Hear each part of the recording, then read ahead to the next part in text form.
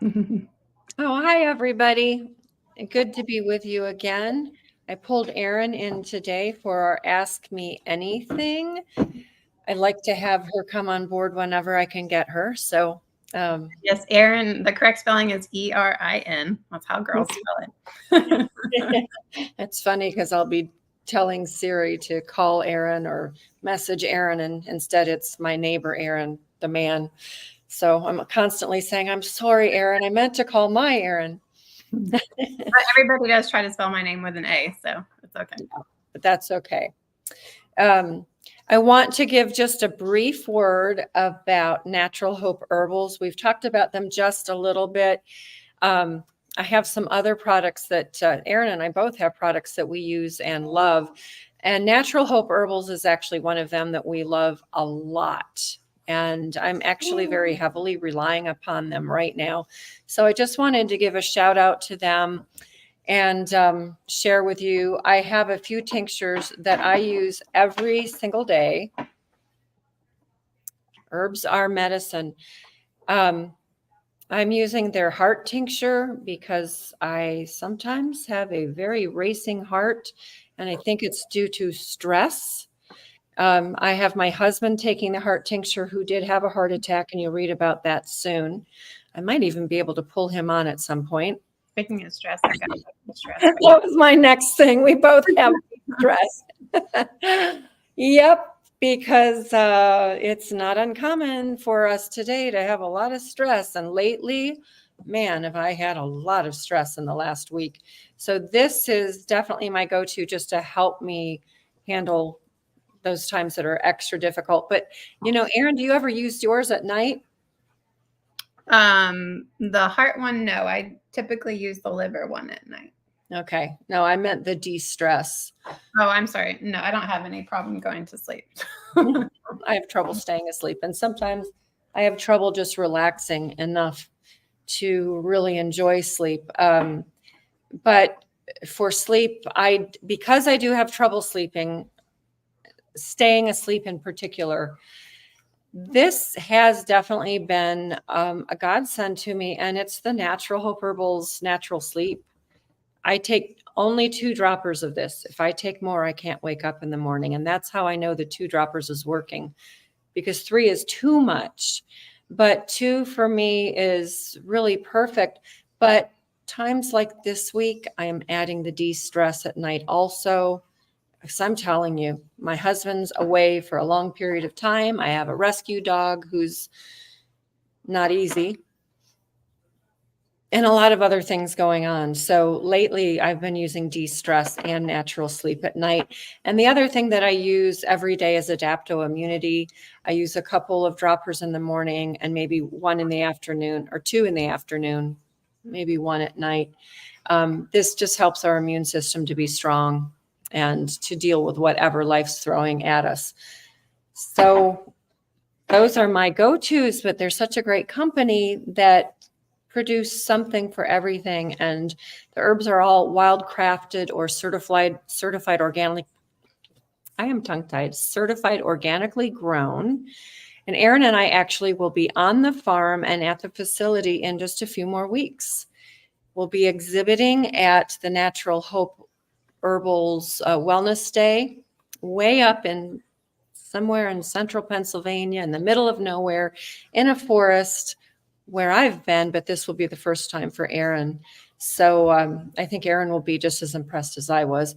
Anyway, we do have a link on our resource page with a discount code, and Erin will put that up in the comments. Otherwise, we're ready to roll. I also just mixed up my Redmond Relight because I was feeling that I needed it before I got rolling. So just give a plug for Redmond Relight too. All right, so here we go. We have had quite a few questions, some that have been brought up just today and just in the last few minutes, and some that have been brought up in just the last few weeks. So Erin and I are going to discuss and try to answer your questions as best we can. I want to say that Erin is currently in the Nutritional Therapy Association program to become a certified nutritional practitioner. NTA and NANP are two of the main organizations that I recommend and agree with their practices and strongly believe in what they do. So I'm really thrilled that Erin is going through their program so that she will have a wealth of knowledge and ability to help others as well in the coming days. So there we go. A really good program. Yeah, I'm really impressed with it. So let's start off with our first question. All right, looks like Tambray has 3 questions.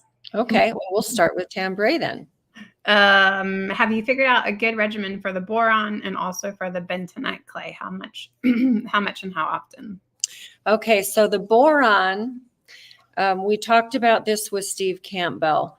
It's a simple solution of 1 teaspoon of borax diluted in 1 quart of water. And then every day, without shaking it up, every day you take 1 teaspoon of that solution and mix it into a glass of water and drink that. I actually combine it with a couple of other things that I take in water at the same time. But just that taken every day, it seems to replace the boron that we should be getting and we are not getting because our soils are deficient. When I keep up with that regularly, if I go out of town and forget to bring it with me, I tend to be just fine. If I go for several weeks, then I start to get the typical female postmenopausal hot flashes that keep me awake at night. So I go back on and I'm fine within a few days. So it does make a very significant difference. Now the Redmond clay, I'm going to look back here at Steve's answer to that. Let me find it. I forgot to look that up. I sent that on to Steve Campbell. Erin, do you have anything to add? I was going to ask you, going back to the boron, do you actually use the mule? Yeah, the 12 mule team borax. It's just boron that's mined from the earth. So there's nothing, it's not made in a factory. It's just naturally mined. And that's that. So that's all you use. Now, I have seen boron tinctures and boron drops in natural food stores, and they run about $30 a bottle. I'm not doing that. So for less than a penny a day, I'll stick with my very simple solution. I don't remember who first told me about taking boron this way, but literally everyone who I've ever recommended it to has been definitely helped significantly. So it's definitely worth trying. It's not going to hurt you.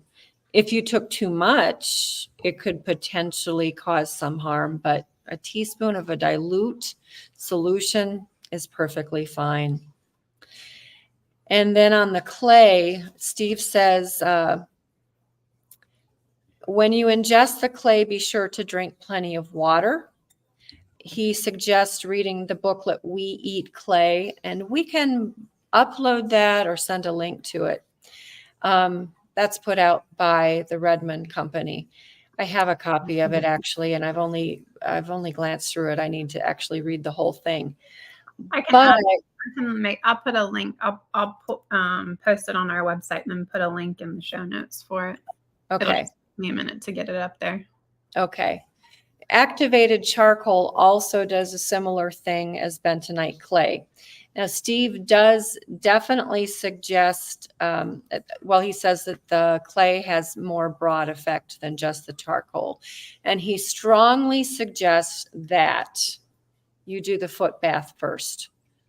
Maybe you do this foot soak that he talked about. I think it's about a half a cup of clay in hot water in a bin or an actual foot bath. But you need to do that first so that the toxins come out first through your feet. And that way, when you start to ingest that tiny little bit of solution, which is 1 teaspoon in a glass of water, and you don't drink the residue, you stir it up, you let it sit, you let the sediment settle to the bottom, and then you drink the rest.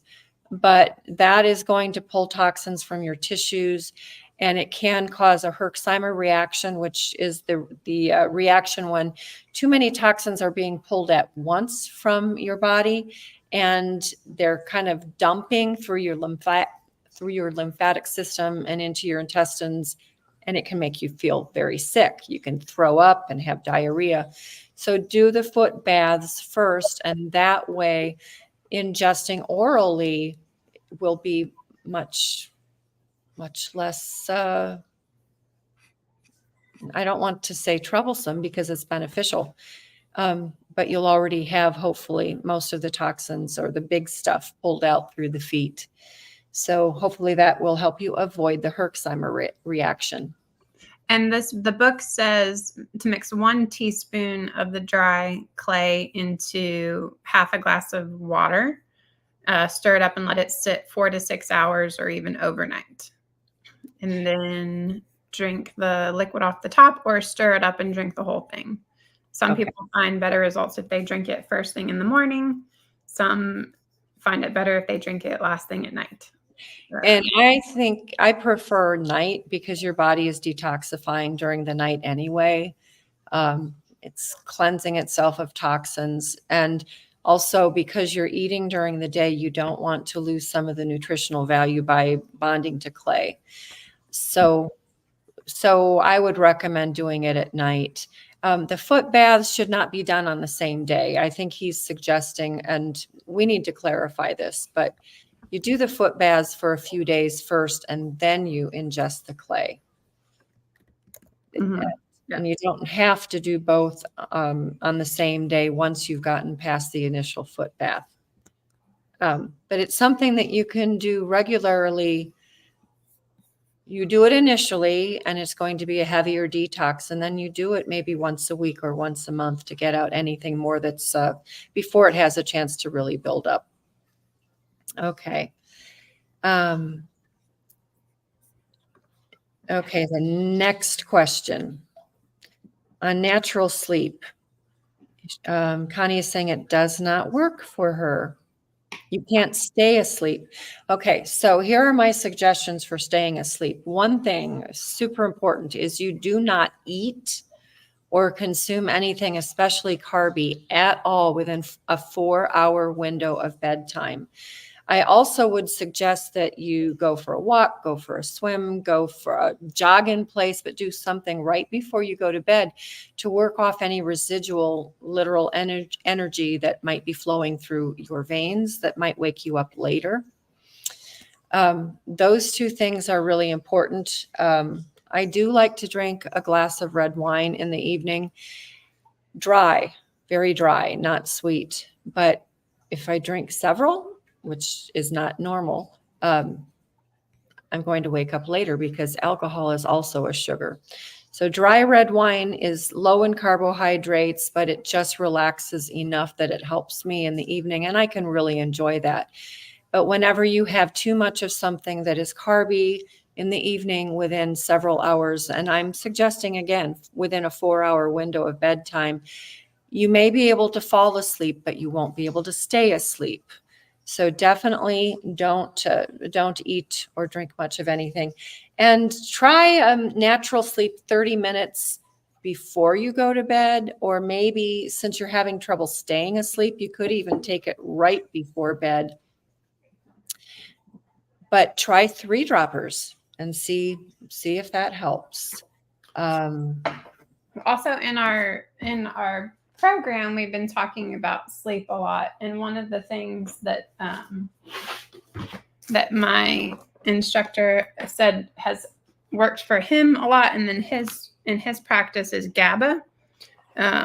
That's been a big one for him.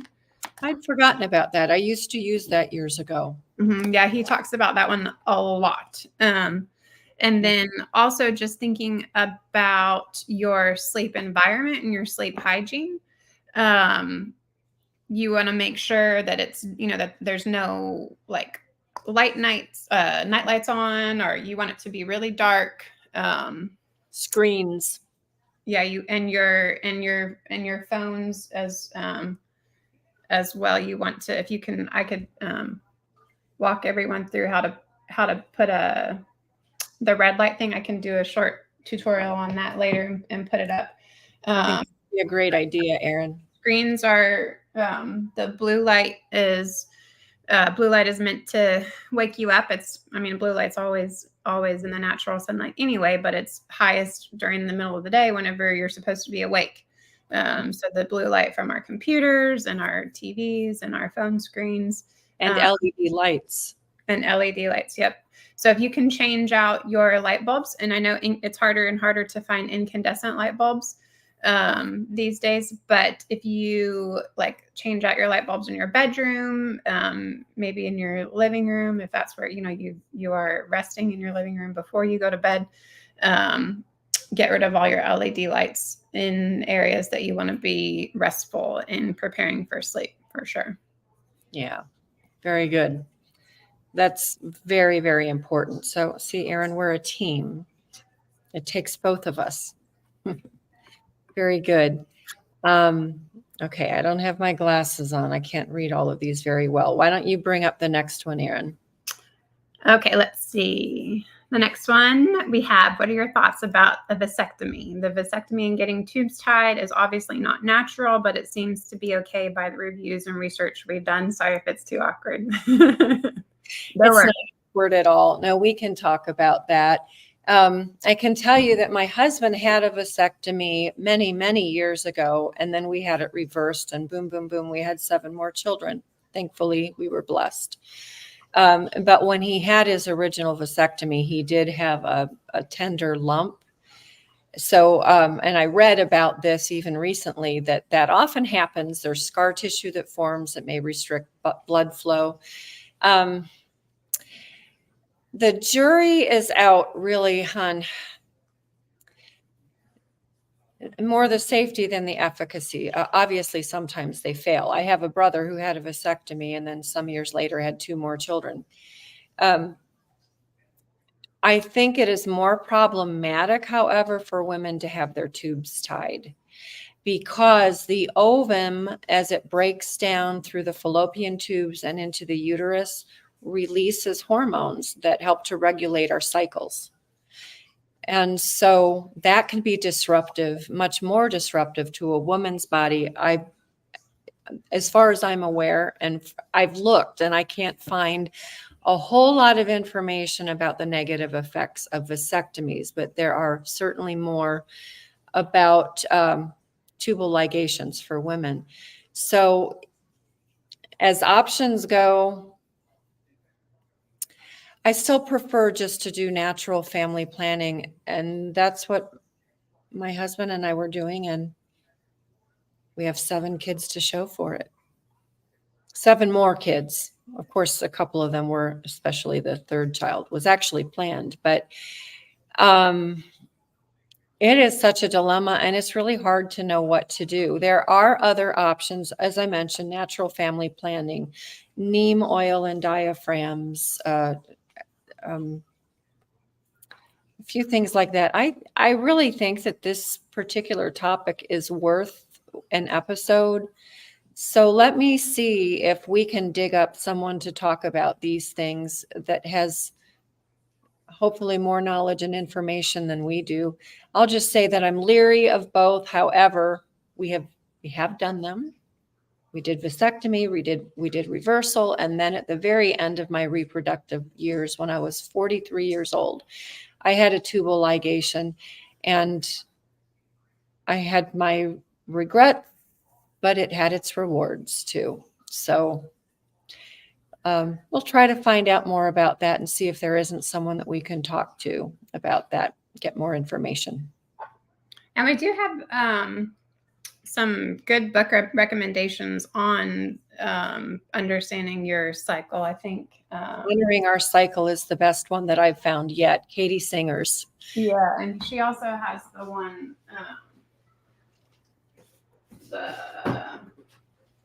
she also has the Garden of Fertility one too. So she has that one and this one. They're both really good at explaining how all that works too. So. And explaining things that even with training that I went through Dad and I did the Couple to Couple League. We're not Catholic, but trying to learn these things and utilize safe, natural, non-invasive protocols for spacing children. We learned a lot with Couple to Couple, but when I read Katie's books, I learned more. It all was much more practical, made more sense. And I will say that I still remember the time that I was pregnant with Emma, our last one. We got almost 3 years.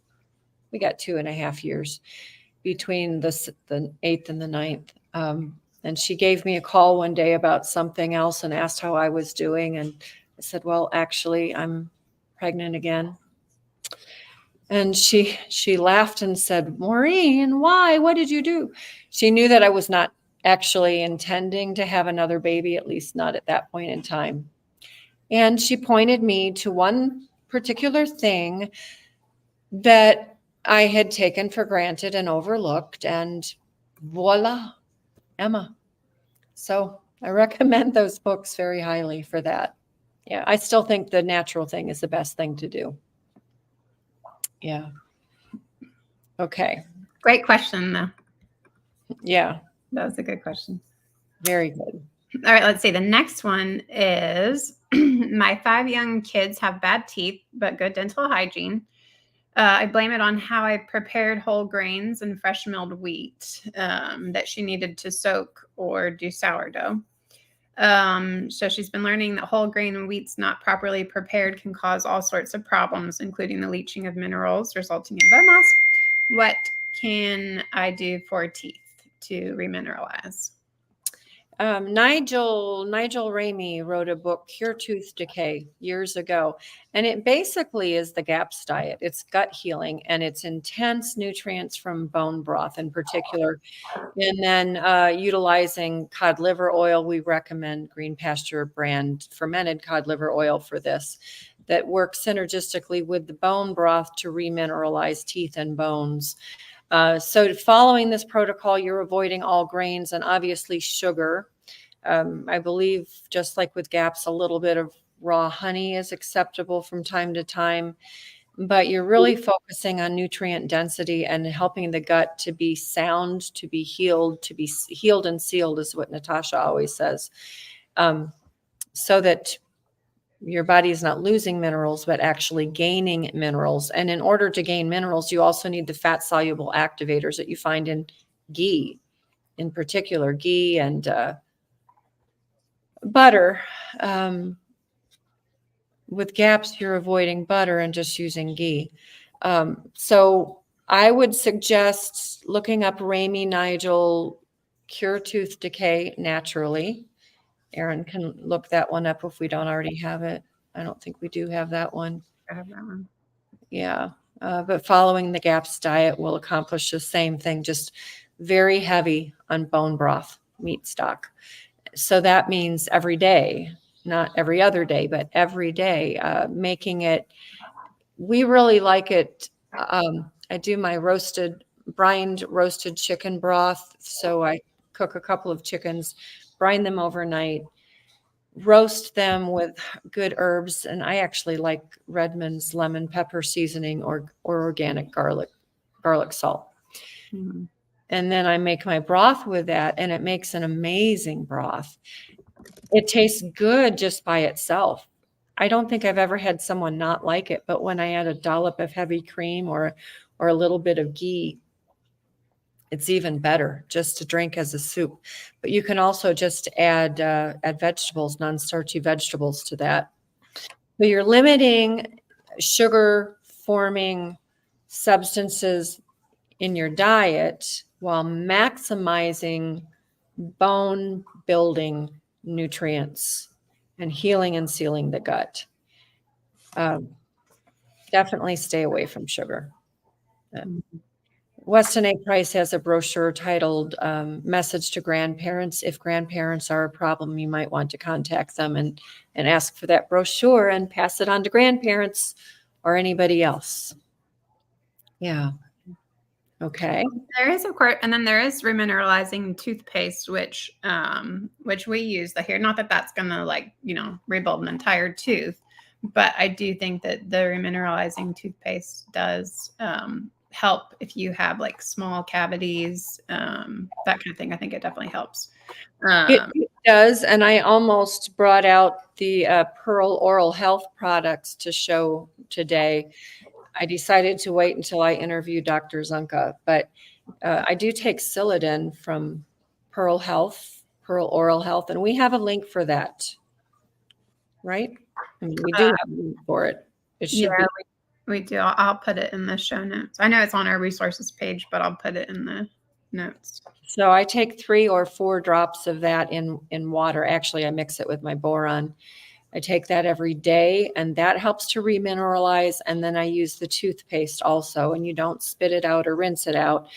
You leave it in, and that does help to remineralize, but that has to happen from the inside out. So there are things you can do at the surface level. The Silodin is helpful. The remineralizing toothpaste is definitely helpful, but true healing has to happen from the inside out. So you've got to have a sound gut. You've got to avoid the sugars. And I'm not talking just about on the surface of the teeth, but what happens inside the intestinal tract when you're consuming even glucose forming molecules, it damages teeth. So maximize nutrients, get rid of the sugar and sugar forming foods, heal and seal the gut. And don't use, if you're accustomed to using mouthwash, don't use mouthwash. That's an interesting thing. Mm-hmm. Most people think that that tooth decay comes just topically from poor oral hygiene, consuming sugar, and sugar eats away. What sugar actually does is feed the bacteria and cause an imbalance within the mouth. So that's where the surface level damage can happen, but still it's really happening from the inside. And just to prove that point, Dr. Weston A. Price's photographs and findings from 100 years ago, when he looked at primitive people's mouths, they had rarely a cavitation, very tiny cavitations when they had them, nothing problematic. And they'd never brushed their teeth or seen a dentist.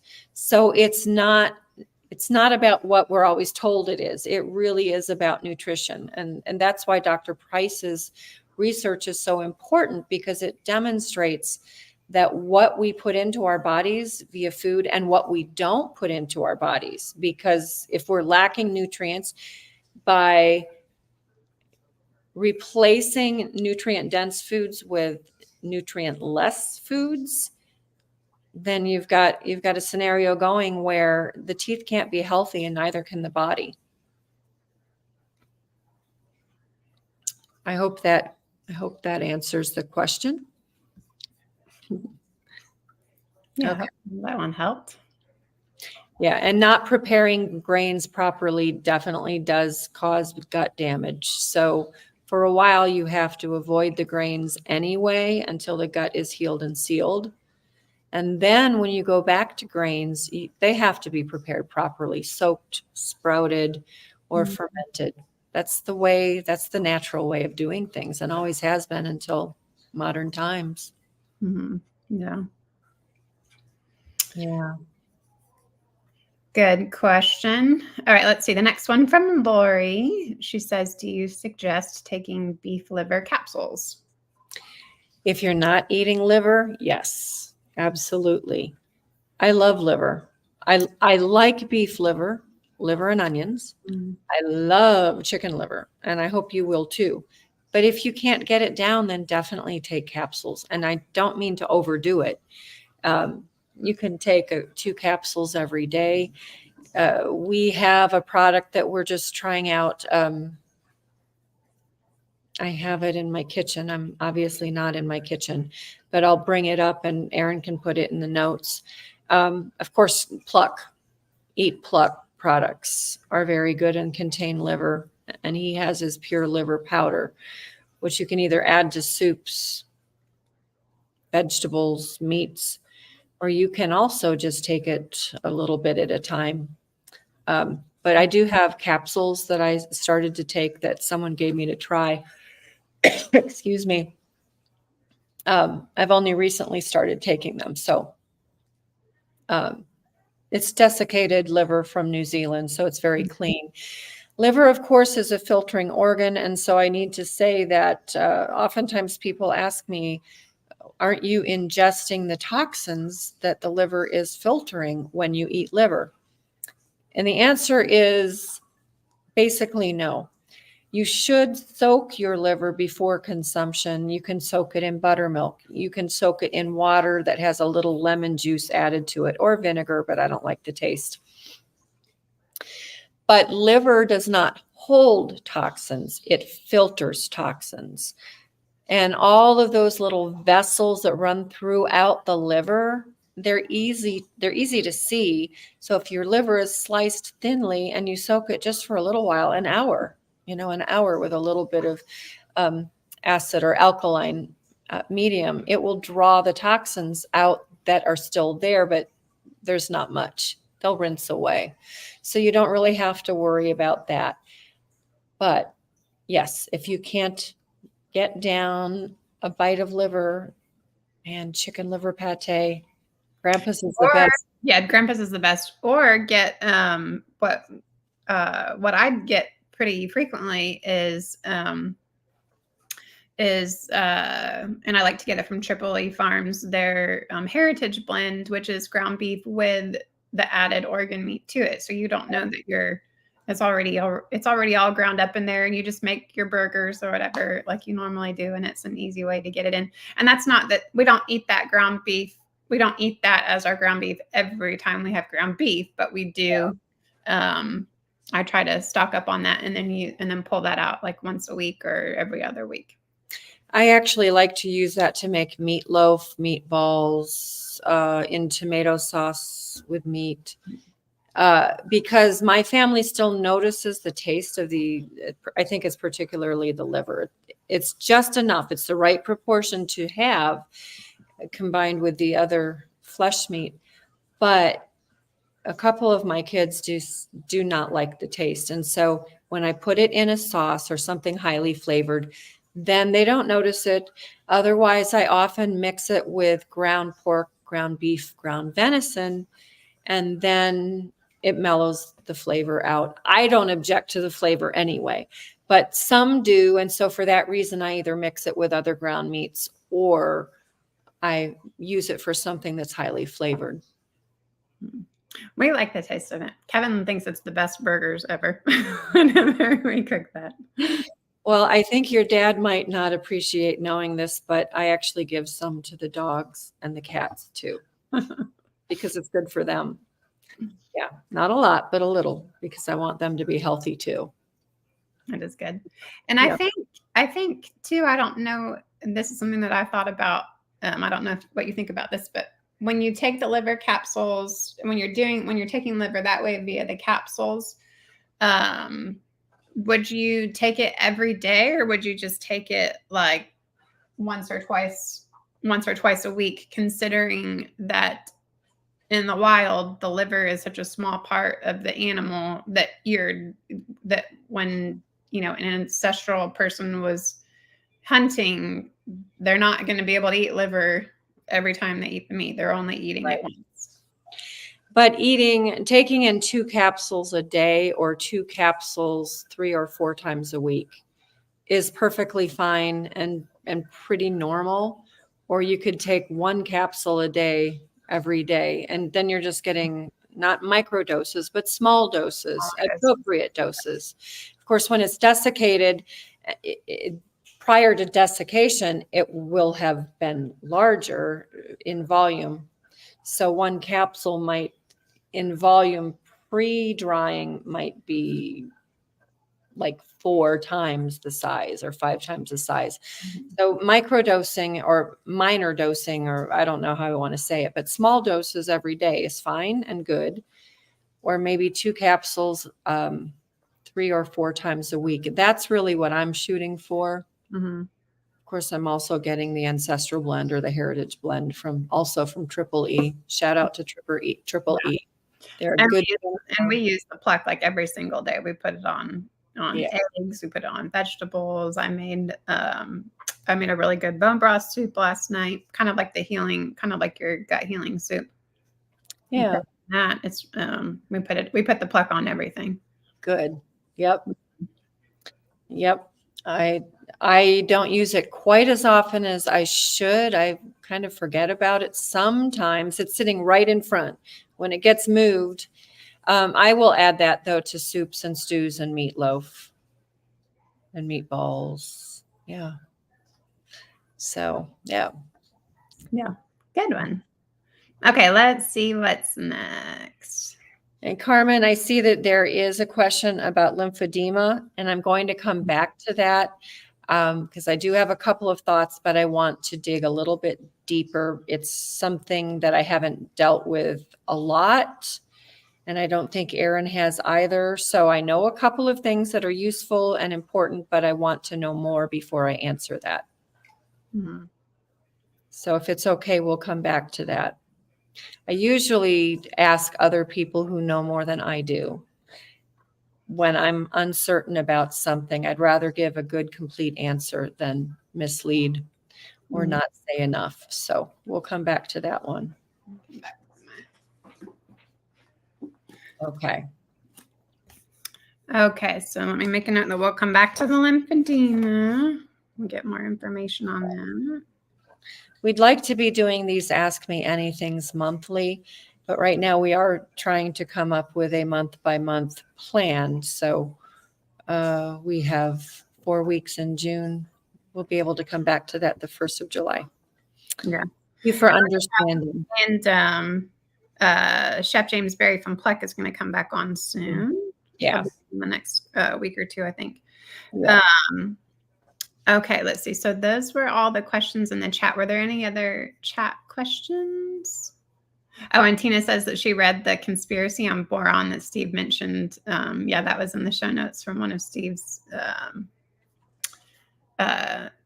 interviews that he did. Okay. I want to have him back on. He is just a wealth of information. I could talk with him for hours. Mm-hmm. Hours and hours. So, okay. He's pretty cool. Okay, that's all the questions in the chat. I know I had some others that came in before. Were there, if you have any more chat questions, pop them in. But we did have one that came in about what makeup that you use. Yeah, and I'm sorry, I had forgotten to answer that. And I'll say I don't use a lot of makeup personally. I don't slather my face with foundation. I use a concealer very lightly, tap it around problem spots. Otherwise, I'm careful about what I put on, but because I don't wear a tremendous amount, I'm not as careful as I might be. I do have several Tubes & Co. cosmetics that I use some. I'm not a big fan of their mascara is great. I am not a fan of the mascara, but Erin is. I love their mascara. Yeah, so there you go. Give it a try. It's a good company. I really like the company and what they do, and they do have good products. I'm waiting for Lily to come out with a few products for Hearth and Homestead. Otherwise, there's Labri.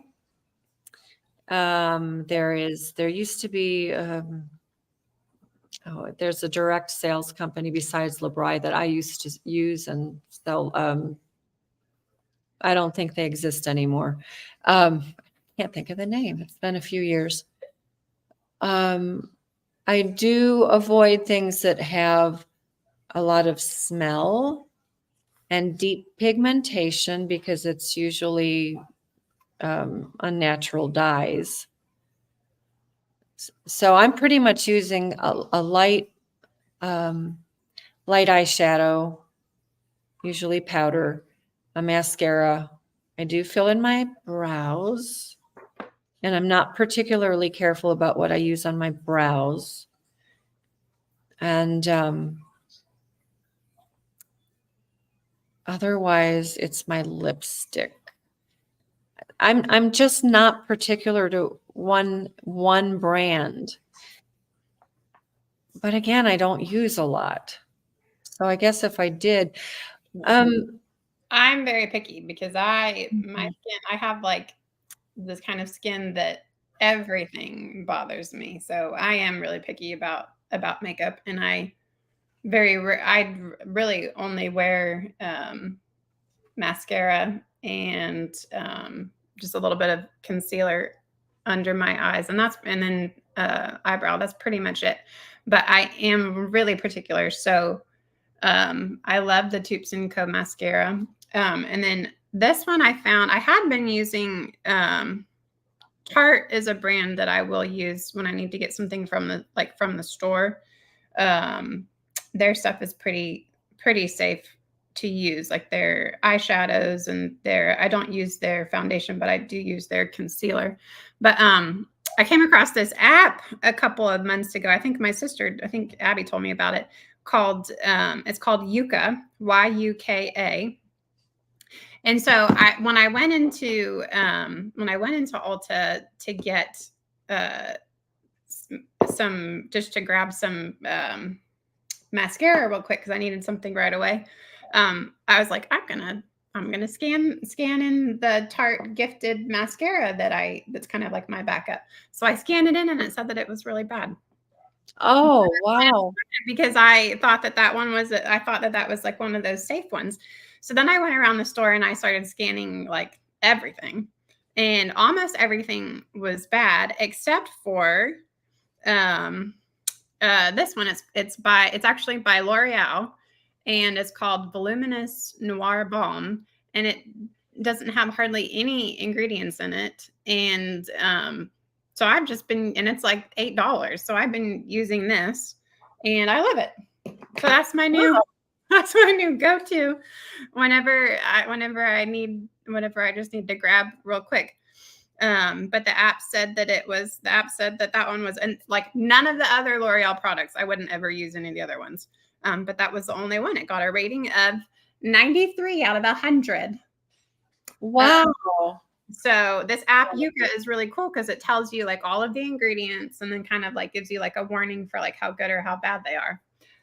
So this was the only thing that came up on that app. So highly recommend that app, and you can use it on food and cleaning products and all kinds of stuff. So it's just kind of like a handy little tool if you're out and about and you're not sure if something is okay, you can scan it in. And I found it to be pretty accurate and aligns with my thoughts on sugar and oils and things like that. This is the app, correct? Mm-hmm. Yep. Yuka has a carrot on it. Mm-hmm. Okay. So Erin has answered that much better than I could, because No Avior is what I used to use. And it was very clean. It was out of Japan. But I don't think they exist anymore. And I did try another multi-level company about a year ago. And I liked Beauty Counter, but I think that they're going through some changes right now. But that one was a decent one. But I'm very, very, very, very particular about what I put on my skin, because I'll just react really badly to it. So, but I think that it's, as far as like foundation goes, if you need it, that's great. But if you can go without, it's even better.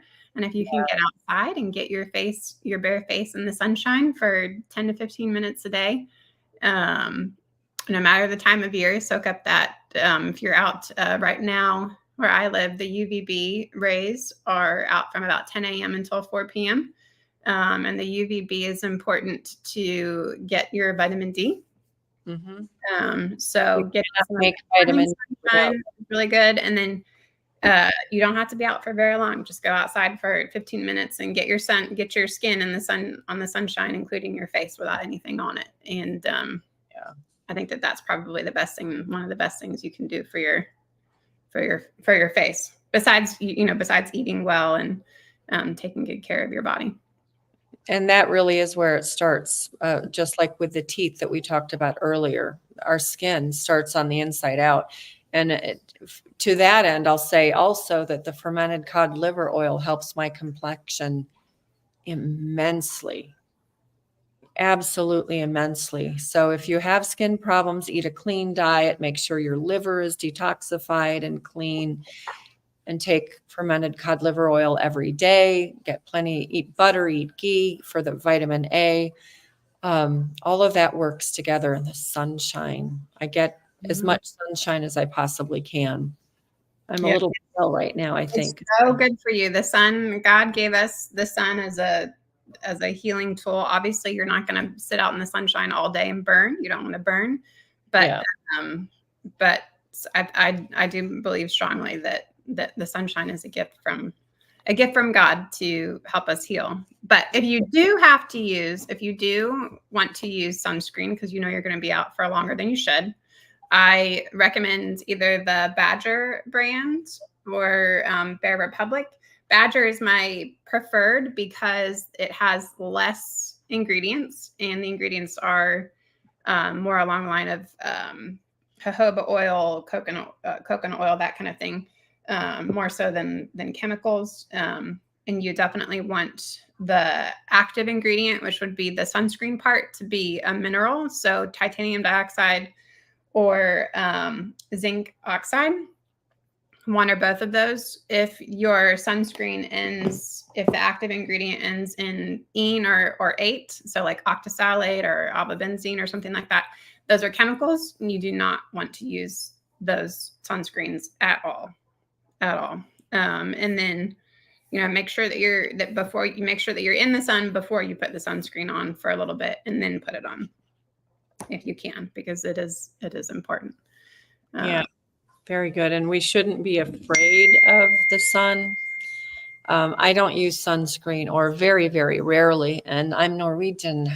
I just always get sun whenever I can. And that way I have a base, but also I eat a lot of fat. And that seems to be very protective against sunburn. Yeah. And if you are eating high sugar, high processed, or, hydrogenated seed oils and that kind of thing, you will be more prone to burn than if you are not eating those things, for sure. Yeah. Good. But yeah, I think the sun is one of the best things you can do for your skin. Lori mentions Boom by Cindy Joseph. One of my friends uses that and loves it. And I think it's very clean, and that's why she chose it. So that's also worth looking into. That's a very simple cosmetic line. They don't have all, everything under the sun. It's designed to just give you some glow, brighten you up without looking fake or adding things to your skin that are harmful. doTERRA. Tara has a sunscreen. Yeah. Nice. Yeah. Good to know. Good to know. Yep. Very, very picky about makeup, skincare, and sunscreen. I'm super, super picky about what I put on my skin. It's just that with makeup, I just don't use that much. Although I actually have a lot of it. I was going through my makeup drawer today and going, I haven't used that in 5 years. Get rid of that. Yeah. Okay. Let's see. Lori asks, going back to the borax, she said, I made a jar with the borax in water. It has a funny smell when I open it. Is it okay to keep it in a glass jar with a canning lid for a period of time? That's exactly what I use. Mine does not have a funny smell. So I'm wondering if maybe the smell is coming from the jar lid. Maybe there was something in the jar previously that might have caused an odor, because just straight borax in a solution with water, it shouldn't have any odor. So my guess would be the jar lid. Okay. Do you have some more questions, Erin? Good questions. Let me see. Yeah. I love it when you guys give us questions, and even after the fact that we can come back to is fine. Mm-hmm. Yeah. I think you had mentioned you were talking with someone this afternoon about POTS, and wanted to bring that up because that seems to pop up more often, more frequently these days. It is. It's getting to be more and more frequent. And I have a friend we have a friend, Shanda, who's had that for years. And the thing that helps her immensely is the Redmond Relight. In my research into POTS, and I have read and asked questions and looked into it several times, it seems to consistently be an electrolyte imbalance from lack of salt. And of course, when doctors are telling you all the time, salt causes high blood pressure, salt causes edema, you need a low salt diet, people are going to have problems. But they're also going to have problems from eating refined salt. So the person that I was counseling with this afternoon, I strongly recommended that she get rid of all of the table salt, all of the canned foods, with one exception, really, and just stick with whole salt. She had ordered from Redmond, so she was getting the salt and the electrolytes. And that, with a low-carb diet, shouldn't be taking in a lot of carbs, especially refined carbs, but plenty of protein for that, and grounding. I think with pots, like a lot of other things, you really need to get out there barefoot in the dirt, in the sand, in the water, in the grass, but grounding, especially early in the morning, because that's going to send electronic energy all the way through your body so you recharge. And it'll help your mitochondria to produce energy. It'll help your heart. It helps every part of your body. But for POTS in particular, I think that would be a big, big boost. So salt electrolytes, whole salt electrolytes, which of course contain whole salt if they're the right electrolytes, and grounding are my biggest go-tos. I also suggested to my friend that she take the heart formula that I mentioned earlier from Natural Hope Herbals, because it has some things in it that could help her energetically, and Siberian ginseng. Siberian ginseng. So yeah, some of the people who I've known with POTS have been on a highly processed diet, like most people are. And then when they're avoiding the salt and they've done a lot of other things, one problem or another is going to pop up, and POTS is happening a lot more. And POTS, POTS, is short for postural tachycardia syndrome. So when you stand up from a reclining or a sitting position, you tend to get lightheaded and you might even fall down. Another helpful thing with that is exercise, just moderate daily exercise, going for a walk, going for a swim, going for a bike ride, things like that, working in the garden, barefooted. All of those things that give the body exercise are important. Yep. Yeah, you didn't really hear about it very much until the last couple of years. I don't think I'd ever heard of it until like maybe 3 or 4 years ago. Yeah, well, our mutual friend, she and her sister, youngest sister and youngest brother, all were diagnosed with it probably 15 years ago. It was the first I had heard of it. So I started to read about it and look into it. And I pretty much came to the same conclusions as what I found from talking to other people and reading articles and finding whatever I could find. So I think we've covered the solutions to that. Yeah. Well, I think that's all the questions we had. If you guys have anything else, then be sure to leave a comment or send us an email, and we'll cover it in the next one. There is one more thing that people ask me about frequently and had sent questions about, and we're going to come back to that, and that is clean versus unclean foods. I have my own thoughts on that. I'm reading Holy Cow by Hope Egan. She was an exhibitor at our last event. I'm wanting to understand more deeply, more than just the surface arguments each way. So I'm going through her book right now, and we will come back to it. And I think we'll probably have a two-way discussion about that topic. So that will come back to also in an episode soon. Otherwise, we're working on some interviews with doctors and dentists. We really want to start talking more in depth about some of the problems with the current medical system and how your oral health has to do with and affects your physical health. I want to talk more with Stephen Hussey and others about grounding and sunlight and the electromagnetic fields and all of that. So we've got some things in the works that are going to be, I think, really fascinating for all of us. So stay tuned.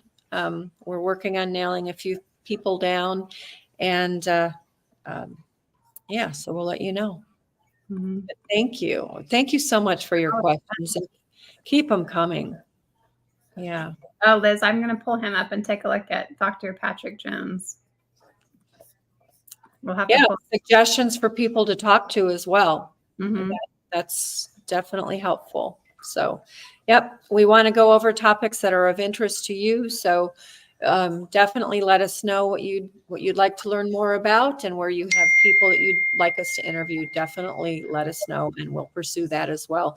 I hope you guys saw last week's show with Lily Nichols. If you didn't, please go back and watch that. It was fantastic. It was really good. Really good. The best one we've ever done. The information was super valuable. So yeah, she was talking about gestational diabetes and just diabetes in general, fertility, nutrition, pregnancy nutrition. She's a wealth of information. That one was really good.